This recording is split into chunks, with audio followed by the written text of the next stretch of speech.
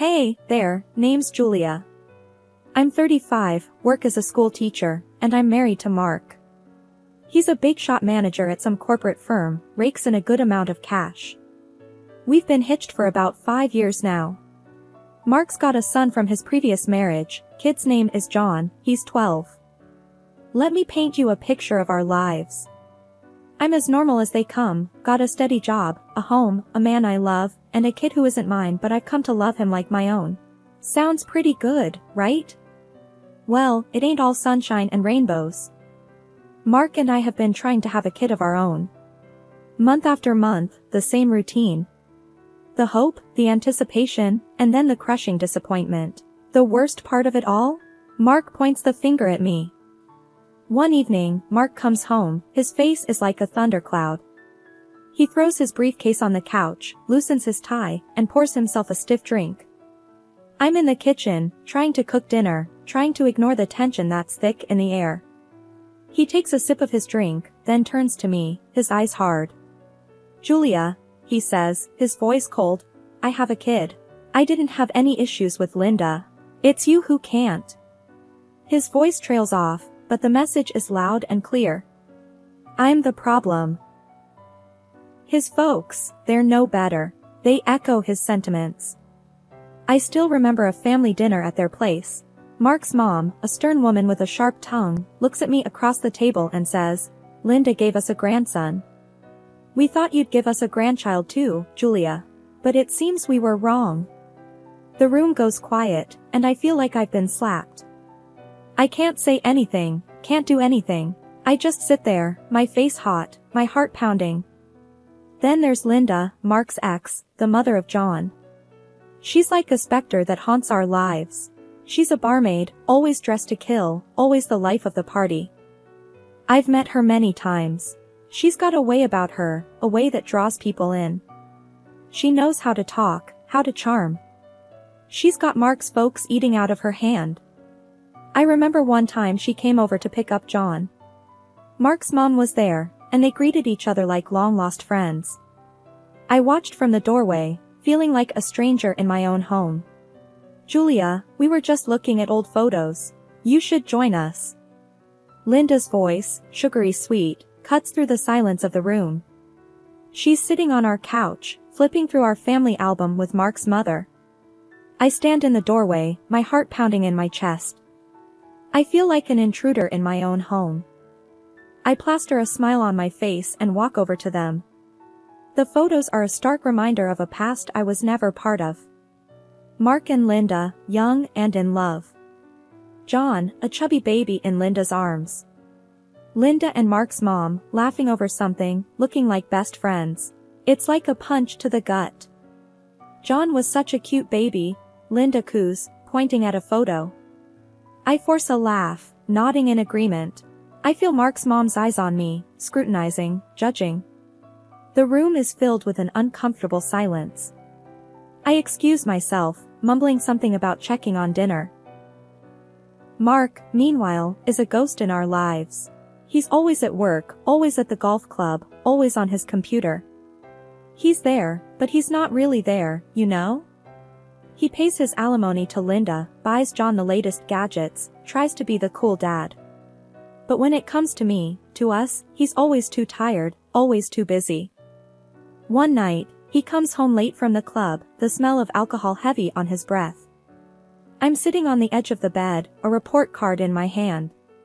Mark, I say, trying to keep my voice steady, we need to talk about John's grades. He grunts, his eyes still closed. Not now, Julia, he mumbles, I'm tired. But Mark, I insist. His grades are slipping. We need to. Julia, he snaps, his voice harsh. I said not now. He turns over, his back to me, and that's the end of our conversation. Later that week, I'm at the grocery store, picking up some stuff for dinner.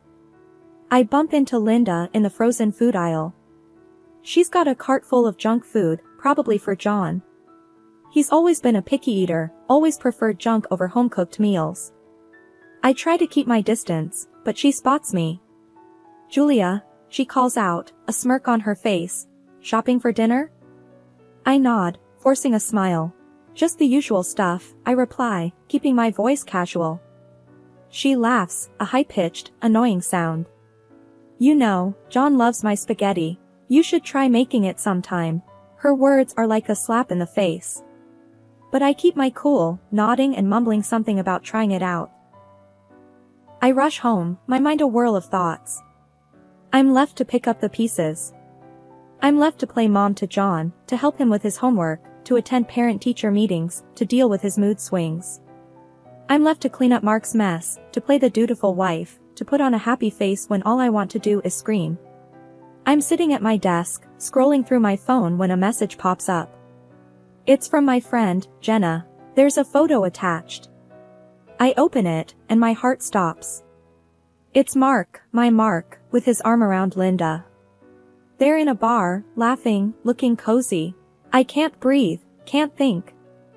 I feel like I've been punched in the gut. I wait for Mark to come home, the photo burning a hole in my pocket. He walks in, tired, a little drunk. I take a deep breath, steeling myself. Mark, I say, my voice steady, we need to talk. He grunts, dropping his keys on the table. What is it, Julia? He asks, his voice tired. I hold up the photo, my hand shaking. He looks at it, his face blank. Then he laughs, a loud, harsh sound. So what? He asks, his voice cold. Linda and I are friends. We have a kid together. His words hit me like a slap in the face. Friends, I repeat, my voice a whisper. He nods, his face hard. Yeah, Julia, friends. We have a kid together. We have a history together. What's your problem? I feel tears prick at my eyes, but I blink them back. I won't let him see me cry. My problem, I say, my voice rising, is that you're my husband, Mark. You're supposed to care about me, about us. He scoffs, rolling his eyes. Oh, Julia, he says, his voice dripping with sarcasm. Always the drama queen. I'm bored, Julia. Bored with this, with us. Linda, she's fun. She's exciting. She understands me. I feel like I've been punched in the gut. I can't breathe, can't think, but I won't let him see me break. I won't give him the satisfaction. Fine, I say, my voice cold. If that's how you feel, then maybe we should end this. He looks at me, his face blank. Then he shrugs, a casual, cruel gesture. Maybe we should, he says, his voice cold. He walks away, leaving me standing there, the photo still clutched in my hand. The next day, I decide to confront Linda. I find her at the bar, serving drinks, laughing with the customers. She looks up as I walk in, her smile fading. Julia, she says, her voice cautious. What brings you here? I slam the photo on the bar, my heart pounding in my chest. What's this, Linda? I ask, my voice steady. She looks at the photo, then at me. She shrugs, a smirk on her face. Mark and I are friends, Julia, she says, her voice casual. We have a kid together. I feel a surge of anger, of betrayal. But I keep my cool, keep my voice steady. He's my husband, Linda, I say, my voice cold, and I won't let you ruin my marriage. She laughs, a harsh, cruel sound. Oh, Julia, she says, her voice dripping with sarcasm, your marriage was ruined the moment you walked into it. Mark's always been mine. He always will be. I feel a surge of anger, of determination. I won't let her win, won't let her destroy my life. We'll see about that, Linda, I say, my voice cold. We'll see about that. I turn and walk away, leaving her standing there, the photo still on the bar. I've got a fight in me, and I'm not going down without a fight. It's a quiet afternoon and I'm sitting with John, Mark's son, at our kitchen table. We've got his school books spread out between us, and I'm helping him with his math homework. John and I have always had a good relationship. He's a good kid, smart and kind. He's nothing like his mother, thank God. Julia, he says, his voice quiet, why does 2x plus 3 equal 5? I explain the equation to him, simplifying it so he understands. He nods, scribbling down the answer in his notebook. We work in silence for a while, the only sound the scratch of his pencil and the occasional sigh of frustration. Then, out of the blue, he says, "Dad and Mom meet a lot, you know?" I freeze, my heart pounding in my chest. I force a smile, pretending not to be affected. "Oh?" I ask, my voice casual. "That's nice." He nods, oblivious to the turmoil inside me. "Yeah," he says, "they meet at the park, at the mall. They talk a lot. They laugh a lot." His words are like a punch in the gut. But I can't let him see my pain. I can't let him know how much his words hurt. "John," I say, my voice steady, "your dad and we're good, okay? We're happy. Your mom, she's just a part of his past." He looks at me, his eyes wide. "Okay," he says, his voice small, "Okay, Julia." Just then, the doorbell rings. It's Linda, here to pick up John. I stand, my heart pounding in my chest. John runs to the door, excited to see his mom. I follow him, my mind racing. I have to confront her, have to tell her to stay away from Mark. "Hey, John," Linda says, her voice sweet. "Ready to go?" John nods, running to get his bag. Linda turns to me, her eyes cold. "Julia," she says, her voice icy, "we need to talk." I nod, my heart pounding in my chest. "Yes," I say, my voice steady, "we do." We step outside, away from John. I take a deep breath, steeling myself. "Linda," I say, my voice cold, "you need to stay away from Mark." She laughs, a harsh, cruel sound. "Why?" she asks, her voice mocking. "Because he's your husband. Because you love him?" I feel a surge of anger, of frustration. But I keep my cool, keep my voice steady. "Yes," I say, my voice cold, "because he's my husband. Because I love him." She smirks, her eyes cold. "Oh, Julia," she says, her voice dripping with sarcasm. "You're so naive." Her words hit me like a slap in the face. But I won't let her see me break. I won't give her the satisfaction. "I'll fight for him, Linda," I say, my voice cold, "I won't let you take him away from me." She laughs, a harsh, cruel sound. "Oh, Julia," she says, her voice mocking, "you don't stand a chance. I have John. He's my trump card." Her words are like a punch in the gut. I can't breathe, can't think. But I won't let her see me break. I won't give her the satisfaction. "We'll see about that, Linda," I say, my voice cold. "We'll see about that." She leaves, taking John with her. I'm left standing there, my heart pounding in my chest. But I won't let her win. I won't let her take Mark away from me. The days roll on, and I find myself in the park with John again. The sun is shining, casting long shadows on the ground. Kids are laughing, playing. It's a normal day, just like any other. But inside, I'm a whirl of thoughts and emotions. John and I have a routine. We walk around the park, chat about school, friends, video games. He's a good kid, easy to talk to. I've grown fond of him. He's not my son, but I care about him. And that's why the revelation I'm about to stumble upon will hit me so hard.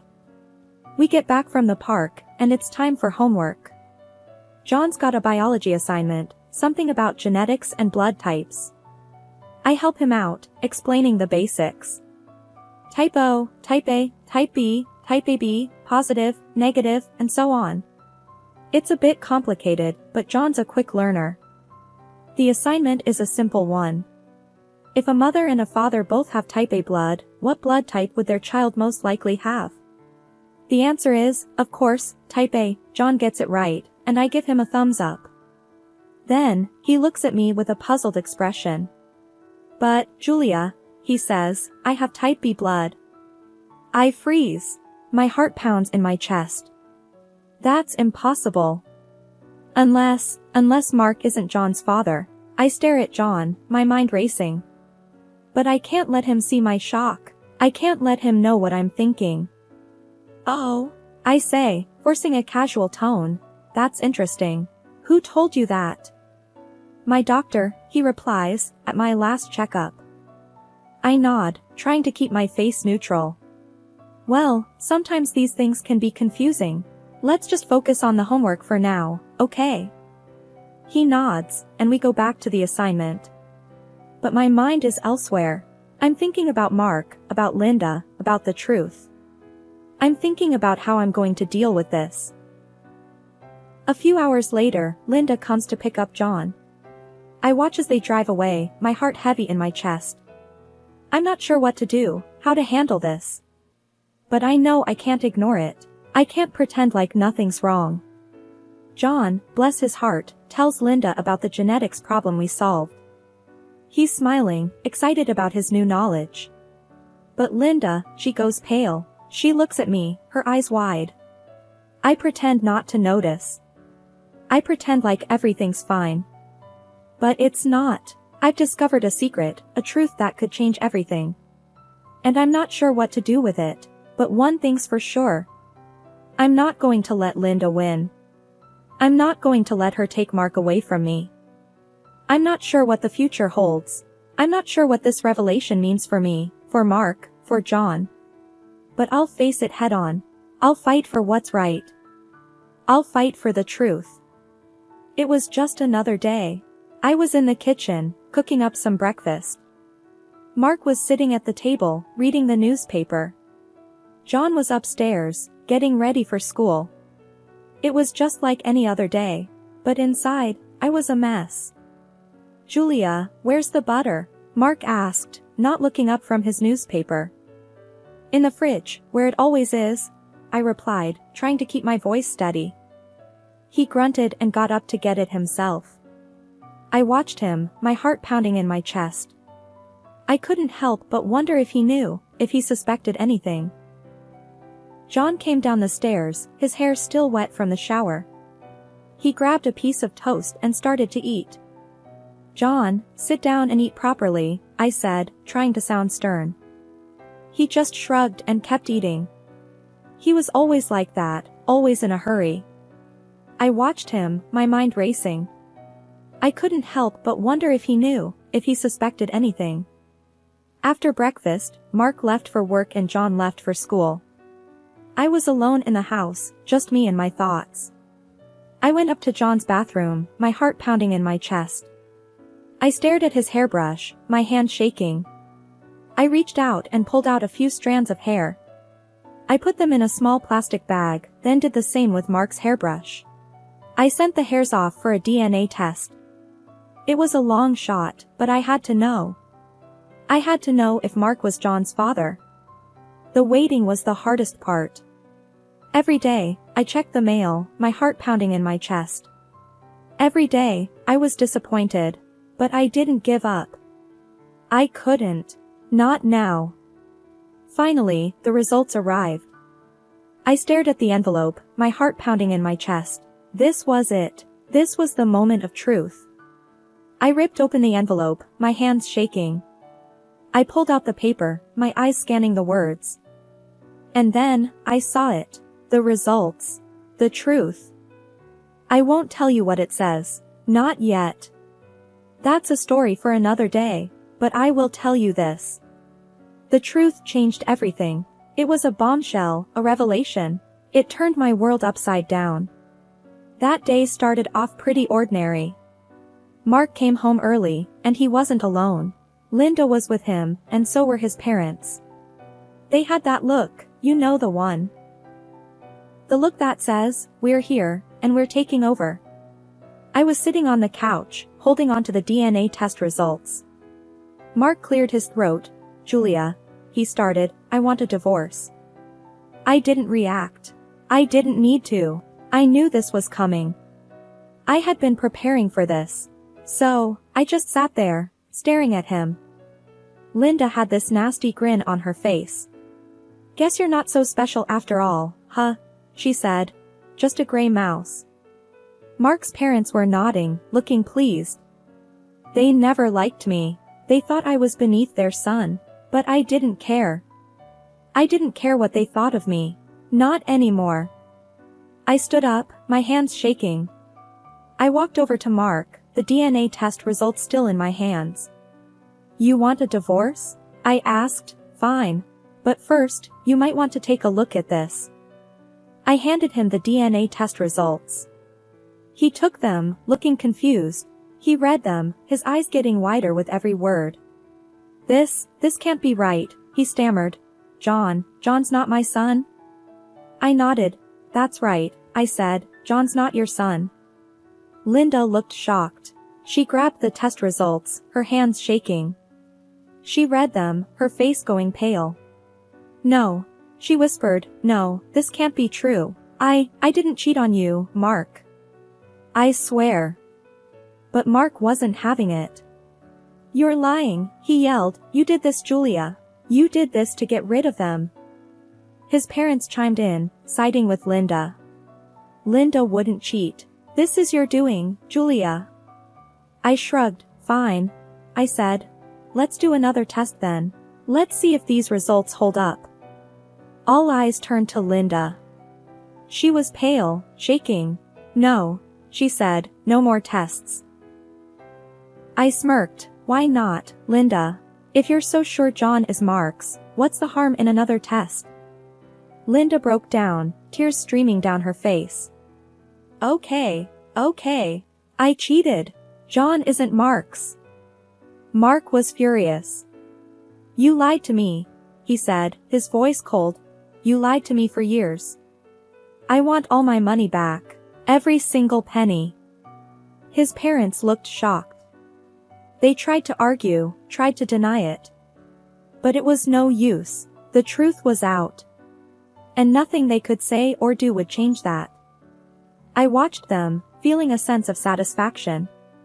For the first time in a long time, I felt free. I felt powerful. I'd done it. I'd finally left the big mansion, the shimmering chandeliers, the empty glamour, and the web of lies. I'd traded it all for a small, homely apartment in a quiet part of town. It was a far cry from the opulence I was used to, but it was real. It was mine. I'd filled it with second-hand furniture, a few potted plants, and a lot of hope. I continued to teach at the local school, and those kids, they were my lifeline. They kept me grounded, kept me real. Mark, my ex-husband, was another story. He'd finally severed ties with Linda, his ex-wife. He'd come to see her true colors, but it was too late. He had washed his hands off John, Linda's son. Poor kid, he wasn't even Mark's own, but he had been caught in the crossfire. But as much as I tried to forget, the past had a way of sneaking up on me. I missed John, not Mark, never Mark. But John, that kid had wormed his way into my heart. I loved him like he was my own. And it hurt like hell knowing that I wasn't going to see him grow up. Out of the blue, Linda called. You've ruined my life, she accused, her voice shrill and hysterical. You've ruined John's life. I was taken aback, but I didn't let her get to me. Look who's talking, Linda, I retorted. You're the one who brewed this storm. You can't blame anyone else for the rain. She hung up on me. Good riddance. Mark was suing Linda, trying to get back all the money he'd spent on John. His parents were backing him up, of course. They were always on his side. The whole thing was a mess, a dirty, ugly mess. I wanted no part of it. I had my own life to live, my own battles to fight. I was done with them, done with their lies and their games. But I couldn't help but think about John. I hoped he was okay. I hoped he knew that I still cared about him, that I still loved him. I hoped that one day, he would understand why I did what I did. For now, though, I had to keep moving forward. I had to make a life for myself, a life that was mine and mine alone. I was Julia, and this was my story. I was no one's victim, no one's fool. I was a survivor.